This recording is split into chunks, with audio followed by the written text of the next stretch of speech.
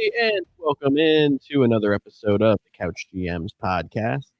It is Monday, December 29th, 2025. I'm your host, George Kurt, joined by the one and only Cody Roadcap. Did you have a good holiday, Cody? Yeah, it was pretty good.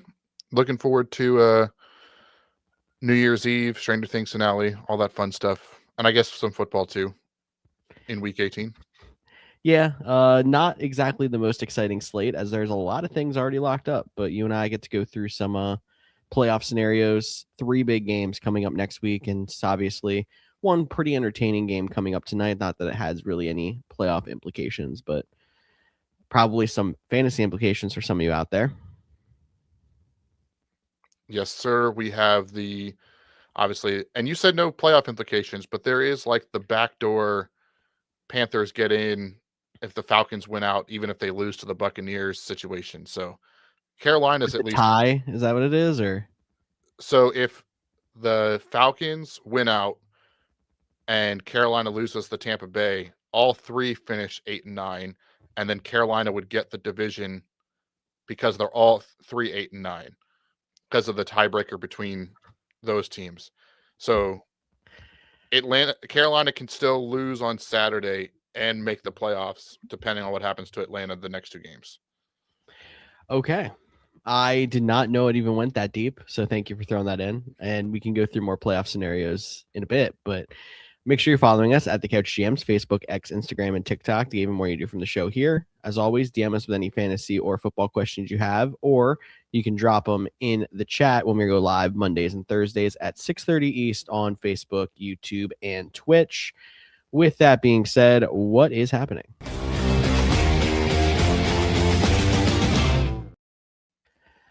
First off, quick shout out to Trey McBride. In a year that was not good for the Arizona Cardinals, he officially broke the single season tight end receptions record. So shout out to him and a bright future there, at least in Arizona. Yeah, 2 things to point out about Trey McBride. One, if you've been listening to the offseason, I was all on board the Trey McBride train. So I am going to pat myself on the back there because I didn't get a lot right this year, but that one I did get right. And 2, Kansas City Chiefs. Always got to talk about the Kansas City Chiefs. The pick before Trey McBride was Sky Moore. And now as you see Travis Kelce walking out, probably walking out the door, it has not been decided yet. To think if they could have had Trey McBride to just step right in, how that team in general could have changed having McBride caliber player there as well, maybe for this year, just in years past, but something to think about. Always hindsight's 2020, looking back on draft moves. I mean, what would the Eagles look like with Justin Jefferson? That's the one that everyone always goes back to. So yeah, I don't need that. I've heard way too much of that one, although it's worked out pretty well for us since then. It didn't look like it at first, so I can't complain too much. But and then you look at Sky Moore, who never did anything on Kansas City and now has actually made at least a couple of impactful plays on San Francisco. Kyle Shanahan's figured out a way to use him.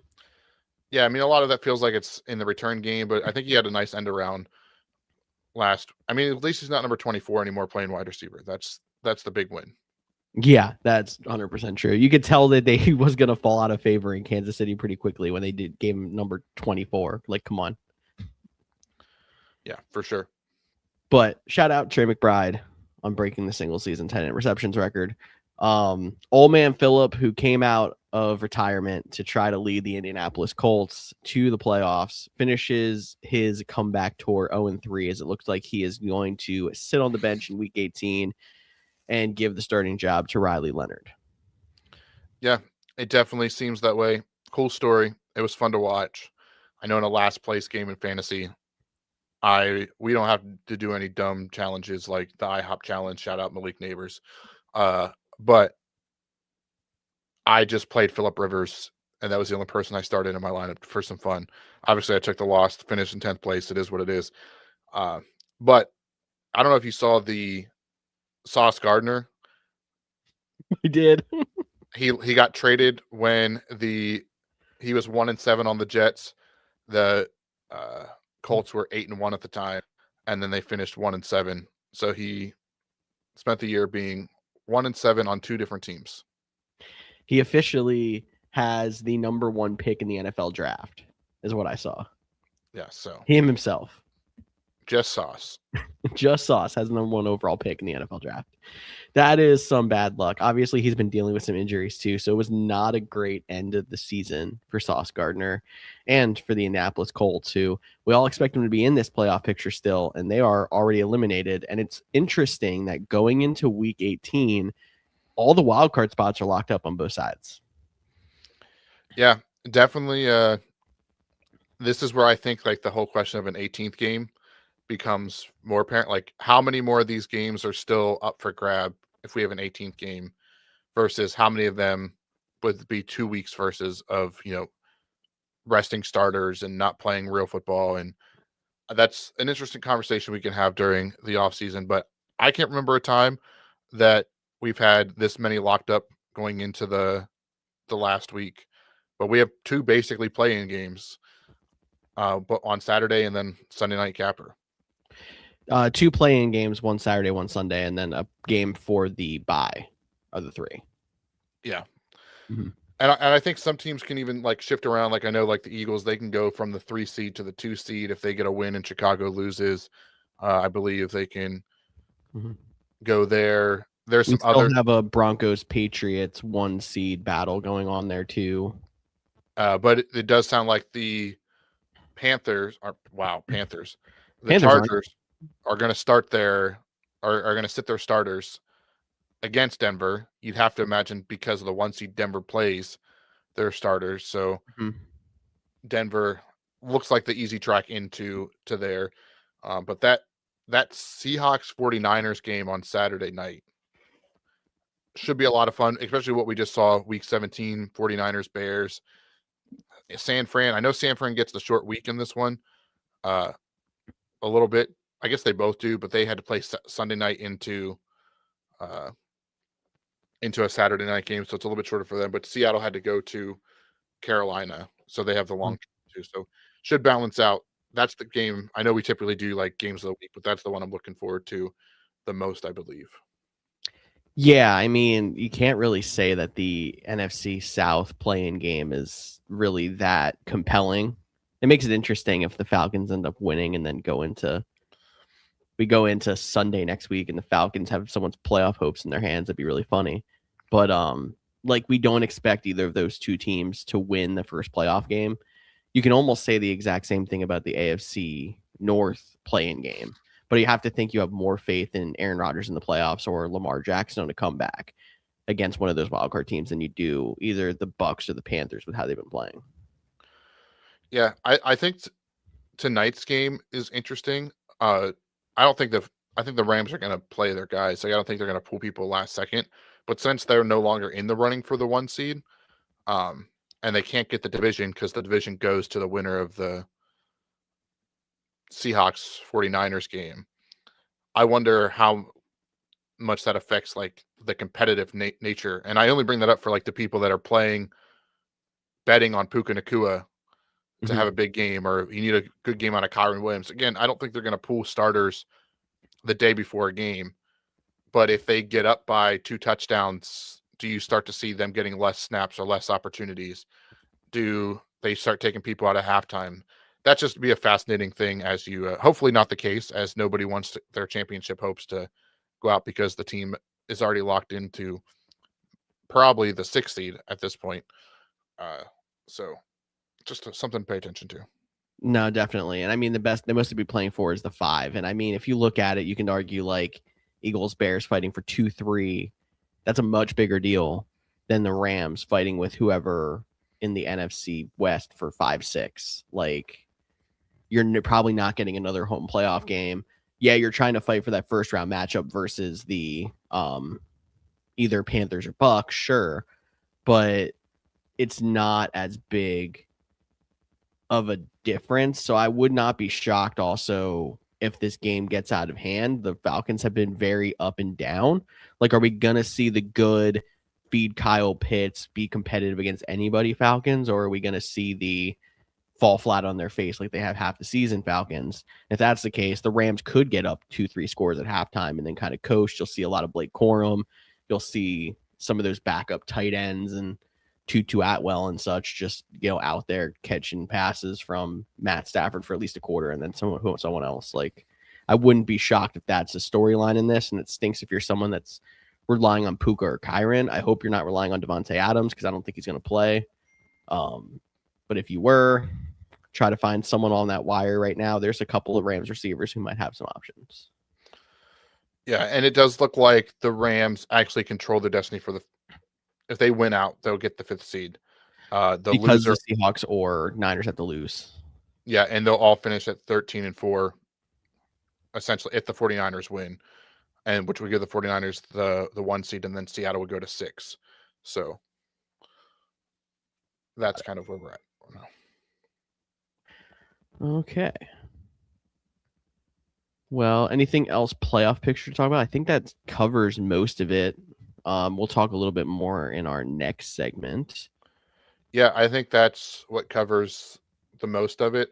I guess there is still, I mentioned the Chargers not playing their starters, which kind of takes the running out of it, but both the Jaguars and the Patriots are still in the running for the 1 seed on that side.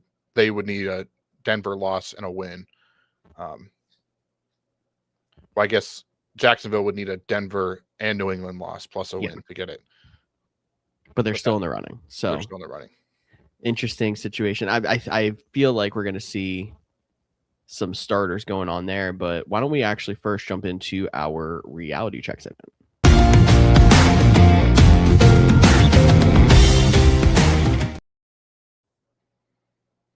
All right. I mentioned this one because I actually did have a reality check question for you here. And we can just jump right in. Why don't we play a little game of rest or play with some of these teams who are locked into playoff spots, but maybe not locked into seeding. Obviously, we're not going to include teams like the Ravens or the Steelers or the Bucks and Panthers because they're still fighting for a playoff spot. But I kind of grouped some of these teams together to try to make it go faster. So easy one here, and maybe not so much. Would you rest or play your guys if you are the Packers or Rams? I guess Packers, pretty obvious one. Rams, maybe not quite as. Yeah, Green Bay should rest their starters. I mean, look, Jordan Love didn't clear concussion protocol last week. Even if he does clear this week, I personally, with a head injury, would give it an extra week. Like, it can only do better for the chance of a re-injury or whatnot. Josh Jacobs has been banged up. Give him the week off. And at that point, you're without your top, 2 of your best players. You can sit down Christian Watson. You're probably going to still play. Like, maybe Romeo Doubs falls into that category of getting to sit, but they're just so light on bodies at this point then. Like, but I would love to see a Matthew Golden, like, get him some confidence going into the playoffs. Wicks probably misses time too because he's a little bit banged up. So I think you might see a peppering of starters on the offensive or defensive side just because of the amount of injuries that the Packers have at this point. They had 2 more guys get taken out of the game for the rest of the season, one with a knee, one with Achilles. And they're just like super banged up. But I think you can't go anywhere but 7. Rest the starters. It's easier to win 4 games in a row than 5. So don't even worry about winning this game. Rest them and look forward to either going back to Chicago or continuing the ominous comparisons to the 2010 season by starting the playoffs in Philadelphia. How much are you looking forward to that? I mean, honestly, right now you line up with the Bears, which personally, Bears Packers 3 sounds like a great idea to me as an NFL fan. But as an Eagles fan, I would not mind seeing Eagles Packers because of how banged up the Packers are.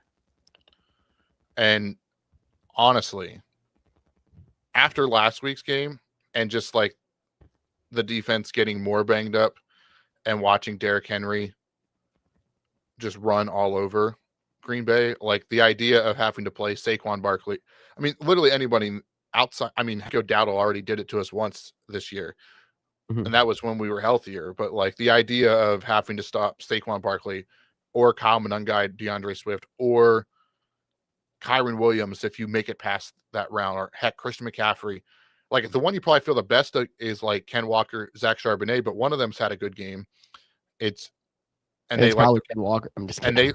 And they run the ball the most of any of the teams of the NFC. So Green Bay definitely seems to be are still so confusing to me because they run the ball more of any NFC team.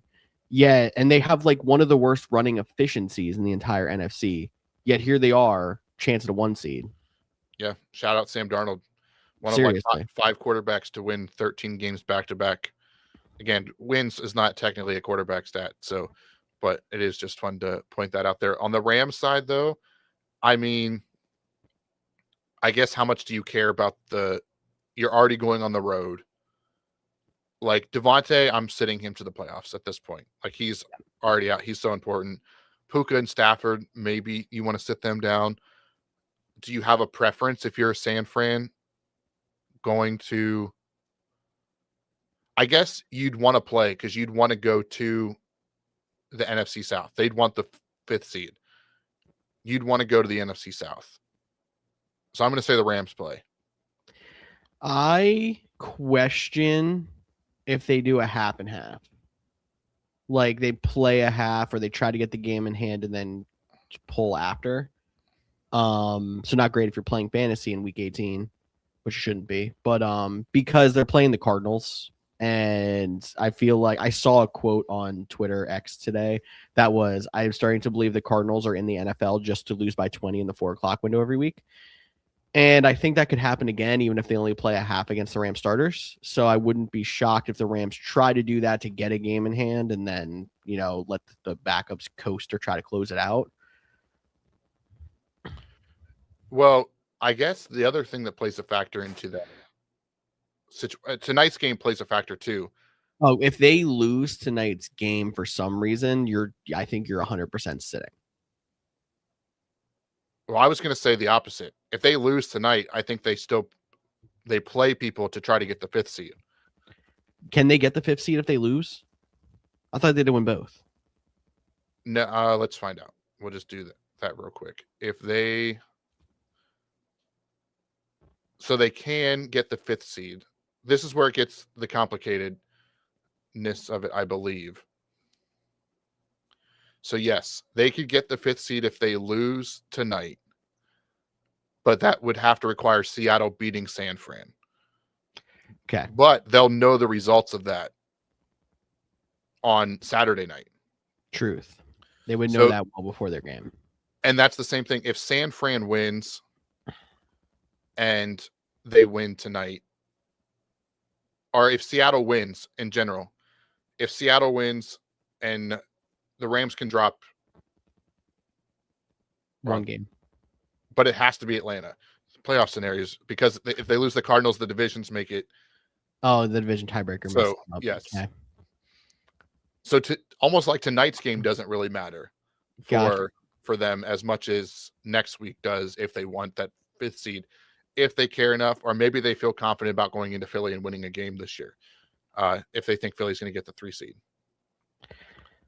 Yeah, I mean, and honestly, with how they've been playing right now, Philly might seem like less of a threat than Chicago. So, yeah, should be. I mean, this is the fun part about the playoffs. Like we just talked about how there's like not a lot of teams that are still fighting for a spot, but there is still a lot of matchups to be determined when we talk about the playoff picture. Mm-hmm. All right, my next group of play or rest or play would be the Eagles and Bears.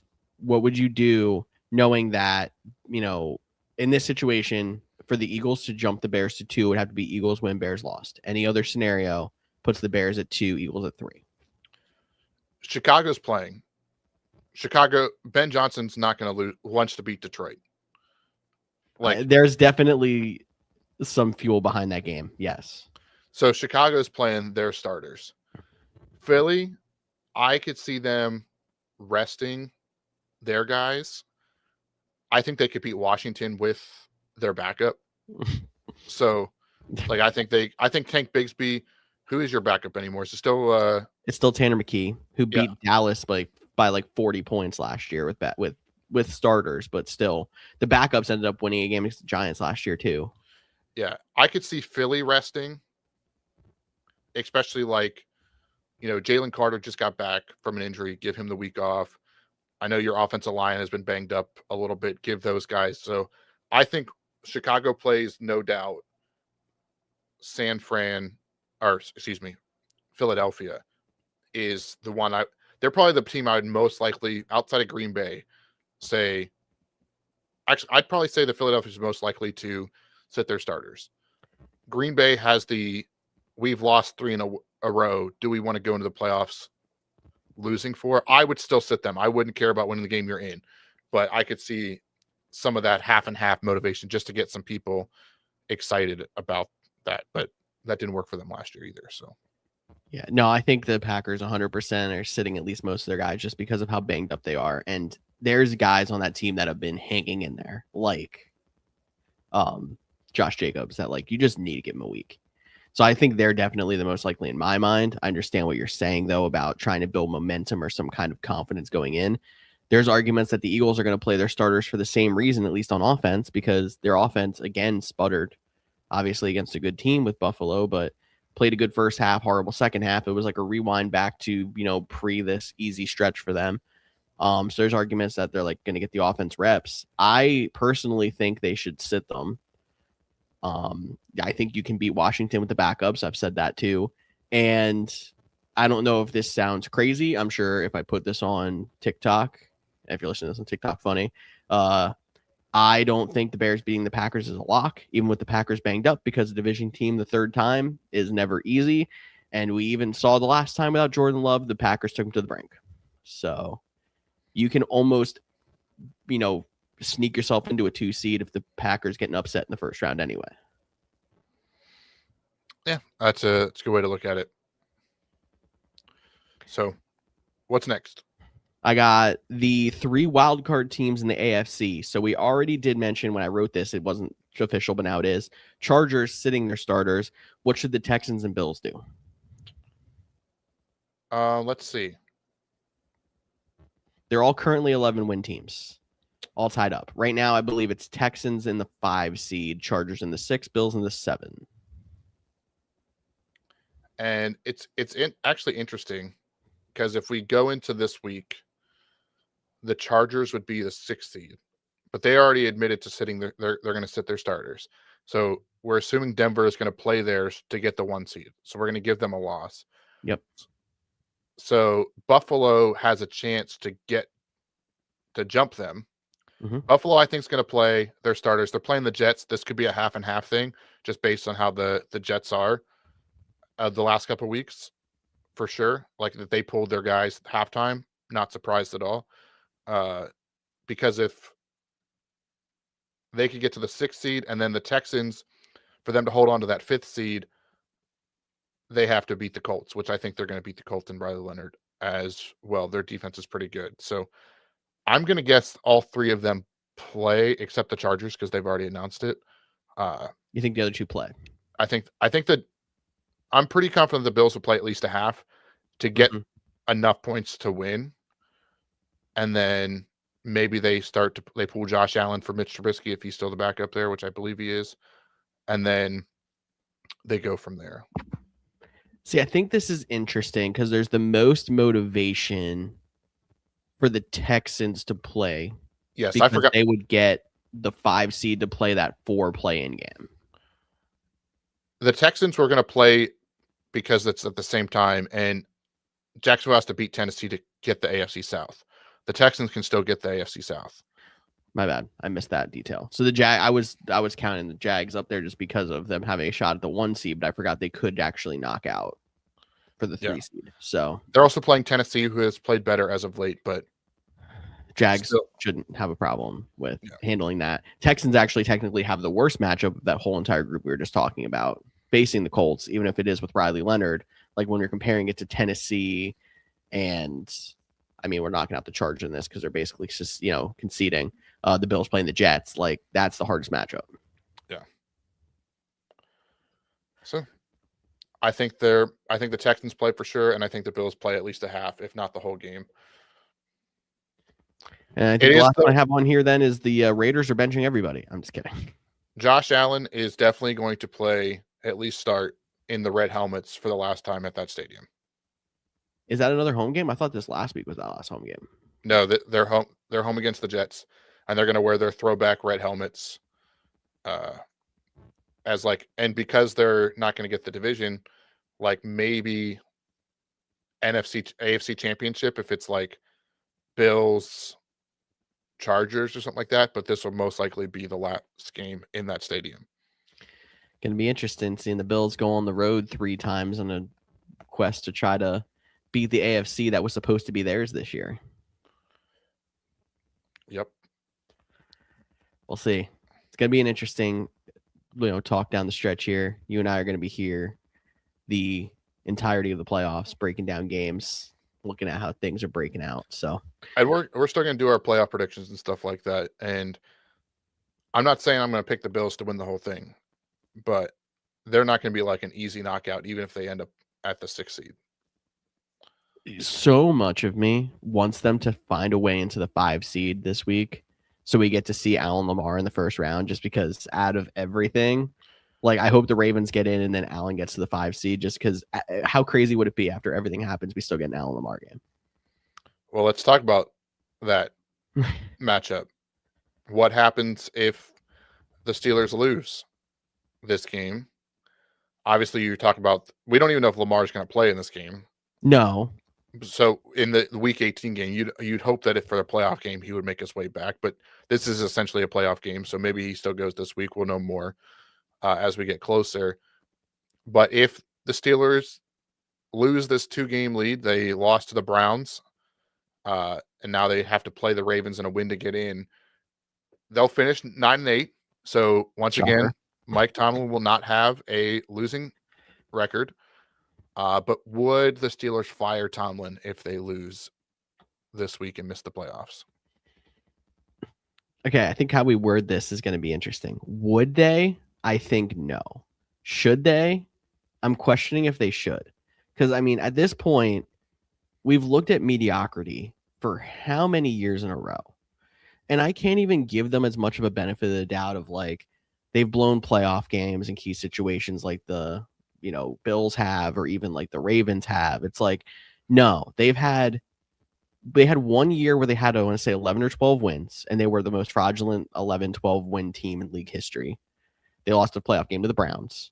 Other than that, they've had 9 wins every year, just enough to keep Tomlin on his streak of at or above 500, but they've either missed the playoffs or been an easy first round exit. Like, they haven't been competitive, and it seems like they keep trying to band-aid things and find this quarterback or that quarterback, and they're like, we have this good defense that ends up stinking, and something is missing. And if they haven't been able to figure it out in the last 7-8 years, I think at some point you have to believe that you have to change the culture and move on from Tomlin. And I'm not saying Tomlin's a bad coach, but I don't think he's the thing that's going to get the Steelers back over the edge. So I go back and forth with this situation, and I think ultimately I end on them mutually agreeing to part ways. That's a fair way to put it. That's where I lean to, because I think about all these, these seasons of despair. They weren't great. And then I'm like, oh, one of those was with Mason Rudolph. You had the end of the Ben Roethlisberger era. You had the Russell Wilson, Justin Fields experiment last year. You brought in Aaron Rodgers this year, and he brought in Marquez Valdes-Scantling, Adam Thielen. Like, to get to, when you start to think about their offense, especially to get to the wins that they've gotten, it's kind of impressive. And I think that goes to pays tribute to his coaches. So to his coaching style and people buying into his system. But I do think it would be a change of scenery. I actually think whichever coach loses this game will not be coaching that team next year. I think Harbaugh could use a change of scenery too with the Ravens if they lose this one. He might get the pass if Lamar doesn't play and it's another season where Lamar gets banged up. He might get the pass, but I think that fan base is ready for a change as well. So maybe they flip-flop. Who knows? But that would be interesting. I could see the Steelers. What I was going to say, I could see the Steelers hanging on to Tomlin and almost trading him. It wouldn't be like the first rounds that the Saints got from the Broncos for Sean Payton or anything like that, but could with one of these opening up, like the Raiders, could they trade for a Mike Tomlin? Or obviously they're not going to trade their first round pick. It's going to be the number 1 pick overall. But Tennessee Titans, could they, with Cam Ward, could they be a team that might be interested in Tomlin and willing to give up a day 2 pick, a 3rd round pick or something like that? Yeah, and then that way they would get some kind of compensation back. Don't you get compensation for? I guess it's on an expiring contract. You can get comp picks for coaches, though. I don't know about comp picks for I swear coaches. I've heard that before. I Maybe it's know just me I dreaming. know they do the minority coaches if they get like a coordinator position, or if you lose your coordinator to a head coaching position, I believe. Like the 49ers got a comp pick for Robert Saleh going to the Jets and Mike McDaniel going to the Dolphins. God, it Because was that. I know somebody said, I think that even though they already got when they brought Robert Saleh back, I think if Saleh gets a head coaching job, they will get another comp pick for that. But I don't think just straight up coaches get a comp pick. That's what I was thinking of. Probably was a coordinator. So thank you for Yep. clearing that one up for me. But no, I think it's a good point that you bring up with Harbaugh too, because I mean, being as much in tune with the Ravens as I am, I've heard a lot of disgruntled Ravens fans with it. It seems like their culture of blowing 11 plus point leads is kind of getting out of hand. I mean, they obviously did it again 2 weeks ago to the Patriots. And I mean, I've even heard rumblings of, distress between Harbaugh and Lamar, which never seemed to be an issue before. So obviously, we'll see what happens if the Ravens do lose. I think it's within the realm of possibility that Harbaugh is gone. Um, but I do think, yeah, both coaches are essentially potentially playing for their or coaching for their jobs this week. Yeah, and I think there's some other coaches, like we don't have to spend time on it, but some other like of the more tenured guys. Like I think people should pay attention to Matt LaFleur, uh, one of the most winningest coaches in the first 7 years that he's been there. But this is a team that has gone to the 7 seed 3 consecutive years now. They haven't won the division since 2021, I believe.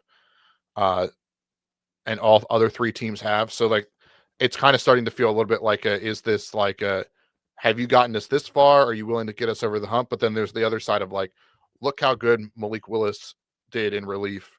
Look at all the injuries.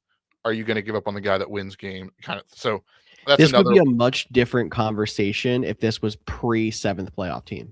If you had missed the playoffs by 1 seed for 4 straight years or 3 years, whatever you said it was, it would feel so much different. Oh, for sure. It would. But I think that also like you can go down that rabbit hole, but then it's like, how do you attack the games?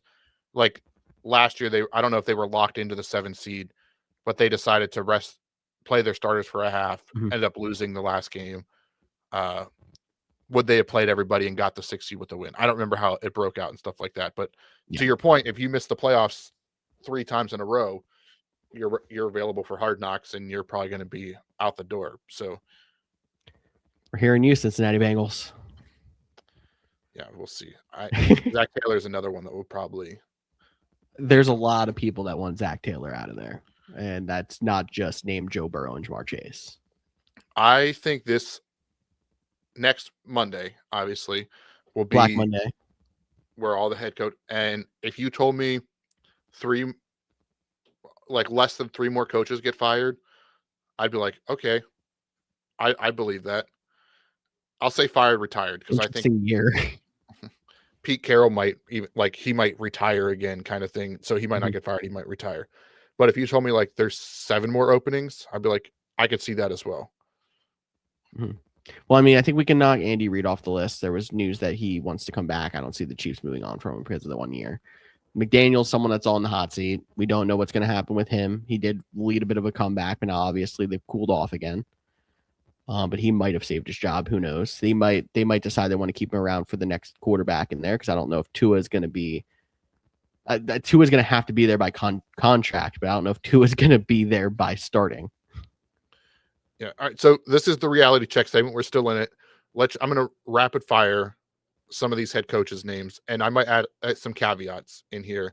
Okay. But we'll start with Shane Steichen after the Colts collapse. Obviously, losing Daniel Jones was a big part of that, but they still started 8-1 and missed the playoffs. I think he stays because even prior to Jones being out for the season, he was like playing on a broken tibia, and I think you could definitely tell the difference there. And he didn't even have Anthony Richardson to fall back on, who I don't think would have really been a big difference maker, but probably could have won a few more games because of his rubber band incident. So, all right, you mentioned the Mike McDaniel situation, so we'll go past from him. Obvious. What about Dallas? Are they? You think they're going to be one and done with Schottenheimer? the only way they'd be one and done with him is if they have some big legacy coach that's willing to go there, which is a big possibility. It's Dallas, it's a big market. Yeah, But I'm thinking he did enough to save his job when he had his midseason run. yeah. I think he's one of those guys that is like, if you told me he's back, okay. If you told me he was gone, okay, I see that too. Yeah. What about Kevin Stefanski? I don't if this was a situation with any other team, I'd be like, how is Stefanski still here? Yet part of me is like, I see Stefanski as a very good coach, and I think he deserves to stay there, but the Browns do him no favors. So I'm going to say stays, even though it sounds ridiculous. And if you look at his record, it looks like he has no business staying. All right, two more, maybe actually three more. I'll just do three more. Okay. Real quick.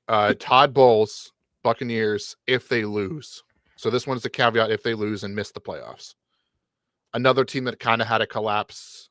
They were winning a lot of games early. Baker was the early MVP favorite, and then they have just collapsed at the end here. Interesting with him because even when they've made the playoffs, I mean, they had a couple of playoff wins, never got past the second round, had a couple of wild card exits. I mean, he was the head coach for the Super Bowl team, but obviously that was Tom Brady. Yeah, it's kind of a different era in my head, maybe because of the Tom Brady thing.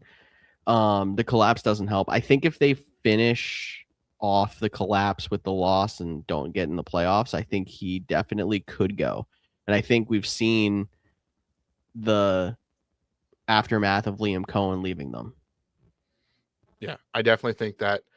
Well, I mean, Liam Cohen has had one heck of a year in Jacksonville, and think back to that situation of him turning down the initial job, going back to be the OC. Jacksonville decides that they're willing to fire Trent Baalke.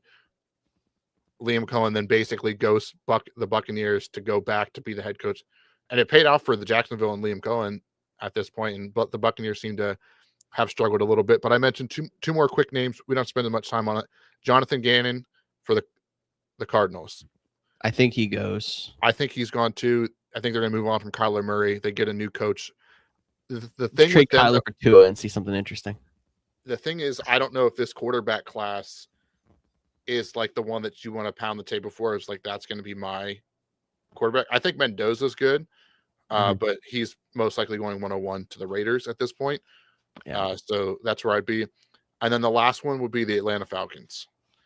Now they still have a chance to be 8-9 with now Kirk Cousins, Michael Penix's been hurt. So that's another fascinating name for me that if you told me Raheem Morris got to stay, I'd be like, yeah, sure. It makes sense. But if you told me that they are like already ready to move on again, I wouldn't be too surprised there either. Yeah, it's kind of where I'm at. I would lean towards stay because the injuries didn't do him any favors with Penix. And I feel like they give him and Penix one more year because this was essentially the first year of them two being paired together. That don't really count last year with the 2 weeks that he played. So I think they give him and Penix one more year. Sweet. All right. Sorry for hijacking whatever was next, but no, it's all good. Little bit of ref controversy I figured I'd throw in here. If you didn't see, there was a play in the first half where Josh Allen almost brought back the tuck rule, and they called it a fumble. The ball rolled backward like 30 yards, recovered by the Eagles. Did Josh Allen fumble that football? I didn't see the play enough. That's on me. But I'll say no, especially because wasn't Tom Brady on the call? Did you have the Fox crew? So yeah, if he was in the house, it should have been the tuck rule. That's just the rules. Tuck rule's gone now. This part of it. I 100% thought it was going to be an incomplete pass. I was shocked to see that they kept it with a fumble. And I can see why they did because they had the whole tucking back into the body. That technically is a fumble these days. Like before, it was like if the hand's moving forward at all, it's an incomplete pass. I literally had to go online and look up the whole tuck rule versus what it is now thing because it's honestly one of the more confusing things. And it's Shocker. funny because they changed it to make it less confusing, but I feel like they made it more subjective. Welcome to every NFL rule. Yeah. Roughing the passer, catches, fumbles, forward progress. It's all confusing. I mean, look at the Lions Steelers game. They were going to let that play pan out, but Amon-Ra kind of caught the ball at the half-yard line, got pushed back and pitched it at the 5-yard line, and they'd be like, "Oh yeah, his forward progress wasn't stopped. He Yeah, I pushed don't off." But understand that. so a lot of subjects, and I know there's still the looming potential ref strike, depending on what their new collective bargaining is coming up in the next year. So Can we hopefully, get full-time refs? I don't know if we'll get to full time, but I know one of the big things is more like training and practice time. So at least it's progress. Yeah, we'll take progress. Yeah, I do remember hearing a thing that said they don't have access to refs at all in the summer months. Yeah. So that would be good, I think, for the game, especially because this feels like recency bias. Because I do think we say this every single year. This feels like the worst ref year in a long time. I don't know if I feel that way. I really don't. Recency bias. I think there's been some like tough calls, but I don't remember there's not like a game, and I'm sure someone would be in the comments sticking out to me of like this game was lost because the officials made a terrible call. I So, thought that was going to be the case for that Steelers Lions game until you did look back closer and realize they did get it 100% correct. But I don't think the TV crew and the refs in the moment did a great job of showing it was the correct call. yeah, I'm going to just continue to say we need to stop this when it comes to the referees. Stop the ref in the booth and not even having him come on screen, just going, "All right, Mike, they get the call right? Yeah, Troy." Like, I'm done with that. Like, Well, I mean, it comes up multiple times too. I can even just think in the Eagles Bills game again this week. No call on a deep ball to AJ Brown. They go to the replay. AJ Brown's getting a hand held back. Ref in the booth comes up. He's like, "Yeah, that was missed flag. That's totally pass interference." You're right. It just brings up more controversy. yeah, 100%. I got one more reality check question for you. I think you actually are the one to put on here. As of today, and I mean, there's not going to be much more sample size to go because these votes are put in pre-playoffs. Who is the current NFL MVP? We got Stafford, May, Allen, or do you want to pick the mystery box? All right. Can you answer first? Because Yeah. I'm going to go with the dark horse.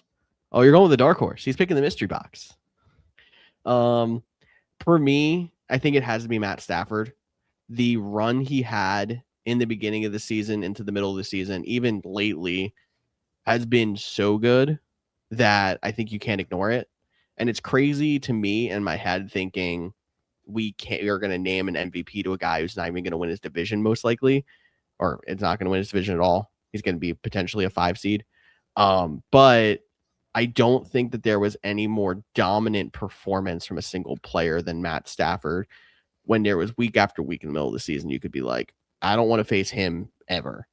Because even on some of these other teams that are 1 seeds, 1 divisions, it's like there were some solid run games this year. There was not really individual player performances, really good defenses on the AFC side, especially that like there's not a single MVP. There's just really good teams this year, which is a very big difference over what I've seen in the past.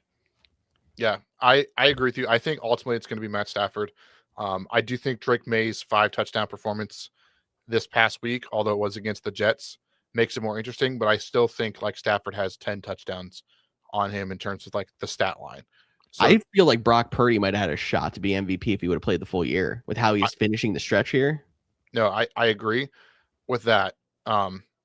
Which is why I'm going to go with my dark horse. And I love how you let it in because I think he's not been talked about at all. Uh-huh. But that San Francisco 49ers team has a chance to be the 1 seed with a win. that has been so banged up, whether it was Brock Purdy missing 6 to 8 games, Kyle or why am I blanking on his name? Ricky The tight Pearsall? no, Oh, yeah, George I mean, Kittle. yeah, thank you. I wanted to say Kyle Pitts, but I knew it wasn't that. George Kittle missed a bunch of games. Ricky Pearsall. There's been one guy that has played in every game, Mhm. and that is Christian McCaffrey, Yeah. who already has over 2,000 scrimmage yards. And if he has like 100 yards this week receiving, although it is against he'll be the 4th player ever to, I guess technically the 3rd, because he will have done it twice, to have 1,000 rushing, 1,000 receiving yards. And he's not even in the conversation for MVP. And I'm like, potentially the best team in the NFC, the 1 seed, the guy that has been the person carrying this whole team through it. You saw last night the game that he had. Like, again, I don't think we're at a time where a running back is winning MVP in 2025, but Christian McCaffrey definitely deserves to at least be in the conversation with the MVP candidates for the season that he's put together, with over 2,000 scrimmage yards to date, with still 1 game left and a chance to go 1,000 and 1,000 for the 2nd time in his career, and being just the 3rd player to ever do that. I always love when we can make an argument for a non-quarterback for the MVP, and he is the person who has the best argument this year. And also, shout out to Christian McCaffrey, who has never finished worse than RB2 in fantasy in any year that he played all 17 games. Just shows why we're still taking him as high in fantasy as we are, because he's going to have the injury riddled seasons. But when he plays, he produces, and there's not been an outlier. Yeah. I hope he gets that 1,000 mark, and maybe he makes a case for, maybe once he hits that, then it's like, oh, he should be in the running, and maybe that's what he has to do to get in the conversation. I hope so, because I would like to see him at least jump up into like the top 3 in odds. Because yeah, sure, Josh Allen has been fine. I don't think Josh Allen's made a case in my head to be MVP. Drake May has had a fantastic year. I think he could be in an argument. Matt Stafford's the front runner. I would love to see that 3rd guy be CMC and really kind of shake some stuff up. Yeah, I think Allen just gets it because it looks like the Bills, the weapons around the Bills are always tough. He's, I believe, 37 total touchdowns this year, right up there with the top of the league. So I think that's why he's even in the conversation. And reigning MVP. And the reigning MVP. That's a good point as well. But with the amount of injuries, how good these teams are, and the team that has some of the most injuries and still playing at a high level, their star player definitely deserves to be in the conversation. Yeah, I agree. That's a really good dark horse there that I wouldn't have thought of off the top of my head. So hopefully I'll put this on TikTok for you. We'll try to get it out there to all the MVP voters and see if we can make a Christian McCaffrey for MVP. I'm going to need you to edit out the brain fart of George Kittle, so like the clip is just a solid. I got you. Yeah, this is where, even though being in podcasting, you and I having the video editing background comes in handy. Yeah, make me look good. I will make you look good. All right. Shout out to Pluto on Twitch. Down 11 tonight with Pitts and Kyron left in full PPR. Hoping all goes well for you as well and you get yourself a championship. But I think you're looking pretty good there. Yeah, I would say I like your chances. And with that, not a lot of fantasy to go on a week 18, but we said we would talk about some guys. So why don't we jump into a little waiver wire segment?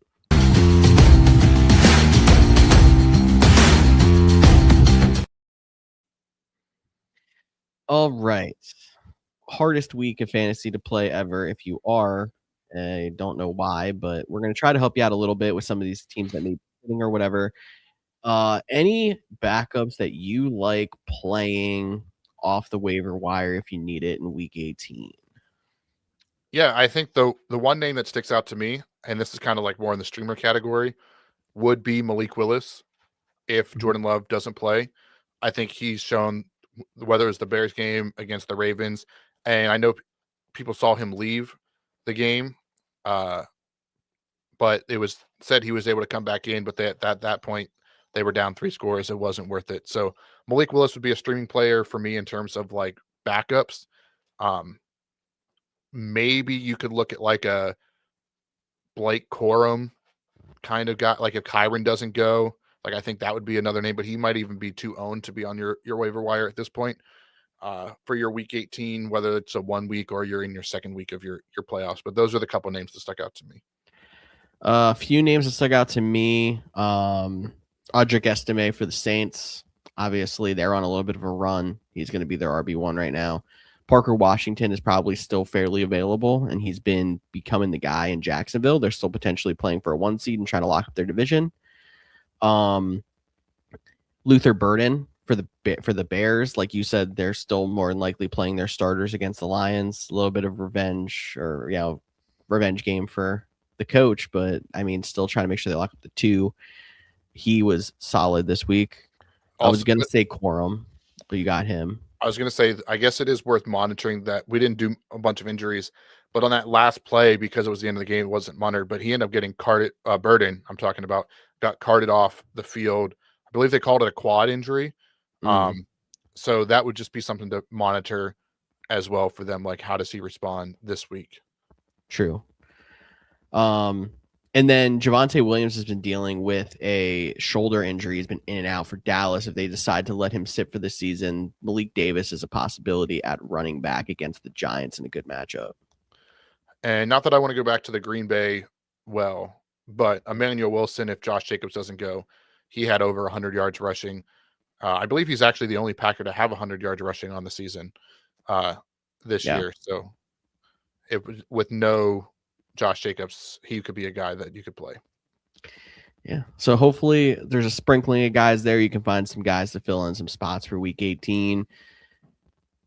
Good luck out there if you are playing it. Maybe some of those guys in DFS as well. Maybe Cody and I, if we have some time on Thursday, will throw together a fun little week 18 DFS because that's always one of the most chaotic things you can do. But we got plenty to talk about on Thursday still with fantasy awards and etc. So, yeah, as long as the show happens, it's New Year's Day, so we're still TBD, up in the air if it's going to happen. But we will let you know if it is not. But we believe we'll be here. Believe we'll be here. All right. With that, why don't we jump into the end of our show here with the Monday night preview of Rams at Falcons tonight. Falcons underdogs by 7, 49.5 over under. And interesting because, like you said, this game kind of interesting for the Rams. How much does it mean for them? I think they're going to want to play for that 5th seed. I think they're going to want to get a win. And I think kind of like we saw with the Colts this past week, like the Colts got eliminated because of the Christmas Day games. And they were like, well, we already game plan. Like we were going to go in there and win. We're not going to pull the starters. I think that the Rams have done that as well because they thought that there might still be a chance that they had the 1 seed or the division on the line.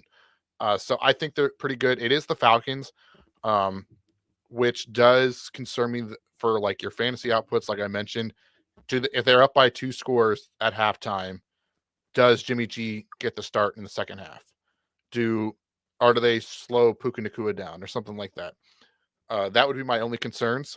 But outside of that, I think the Rams are going to play hard. It is worth noting no Devontae Adams, which we all expected, but he is not going to play there. So Puka's gone off the last couple of weeks. We're going to need him. Definitely. I said this, I believe, on our last week's show, but if Kyle Pitts goes off for 15 plus in another game here, I'm going to try to put him up for fantasy playoff MVP because he's been that good. So hopefully for our man Pluto in the comments and anyone else out there relying on Kyle Pitts to put him, bring him to the finish line. He's had a great start to the fantasy playoffs. Let's see if he finishes it.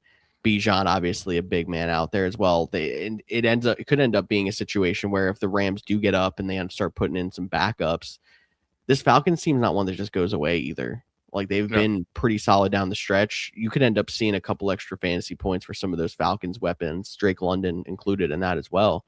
If the Rams start to take the foot off the gas at any point. Yeah. I still think there's a better chance that they go the full distance than people. I just think there is that outside chance possibility. And I still also wouldn't be shocked if this ends up being like a 35-28 game. Yeah. Could be a good game. I mean, the Rams have been in some close ones as well as of late too. So hopefully it's a fun game. I don't think it'll be as good as the Sunday night game was. That was arguably one of the better games of the year. And I hate that Chicago was a part of that, but some people are starting to crown that number 2 behind the Chiefs Rams Monday night game from a few years back. I mean, it was pretty exciting. Like there was a lot of scoring. back and forth. The fourth quarter slowed down a little bit. Like, I think if we would have went, tot for tot. Yeah, if it would have gone into the fourth quarter, we had at least one team in 50s. So yeah. Yeah. So that would have been fun. But it was a heck of a game. All right. One more comment before we get out of here. We be chilling. Fantastic username on Twitch. We're gonna give you a good luck here. He's up 15. Opponent has Stafford and Parkinson. He has Kyron and London. That's gonna be a tough one. Yeah.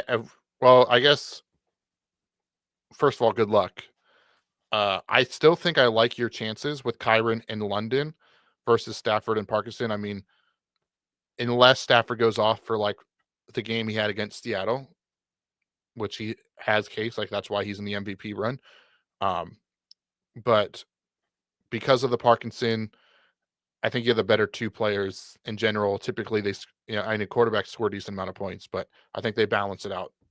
I like your chances, and hopefully those touchdown passes go to Kyron, and then you kind of cancel that out anyways. That'd be interesting. Or if all the touchdowns are on the ground, whether it's Kyron or Quorum, that'd work out for you too. Get London in the end zone on one of them. I think you're looking pretty good. The up 15s really helps because that kind of cancels out the higher scoring quarterback kind of deal. And he threw in here, if London pre-injury was at 100%, how much do you think he is at now 2 weeks back? I think he's 90. I would say he's full go. They have no reason to bring him back if he's not anything less than good to go. So, I think the only thing that really hurt him is the fact that Pitts is emerging, but the Rams defense is gonna try to take somebody away. So like even if it ends up being a half of Kyle Pitts, they're gonna start trying to bracket Pitts, and you're gonna see London. Like the nice thing about the Falcons is they're now at the point, if Pitts is going to be as good as he is, they have 3 guys to watch now, not 1 or 2, and it's going to be harder to play defense on them. Someone's going to eat. It's going to be Bijan, Pitts, or London.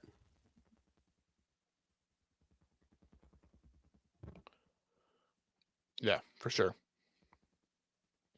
Anything else before we get out of here, Cody? I think that is everything.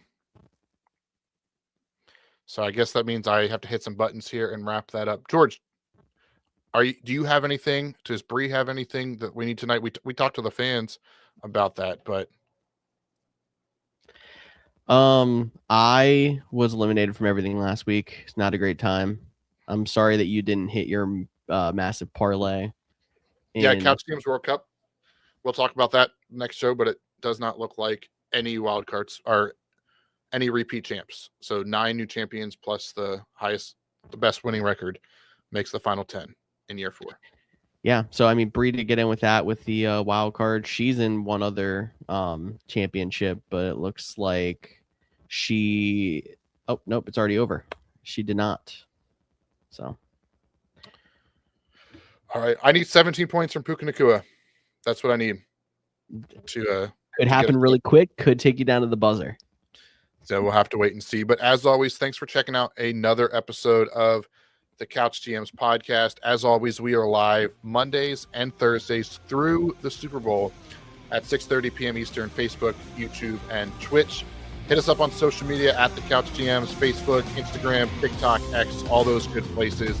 If you got a question, if you got week 18, be on the lookout for an update if we are going to have a show on Thursday. We hope that we will be here, and if not, we'll throw up a DFS lineup or something that you can join in for the Week 18 chaos. I'm Cody Roadcap. That's George Firth. We'll talk to you all in a little bit.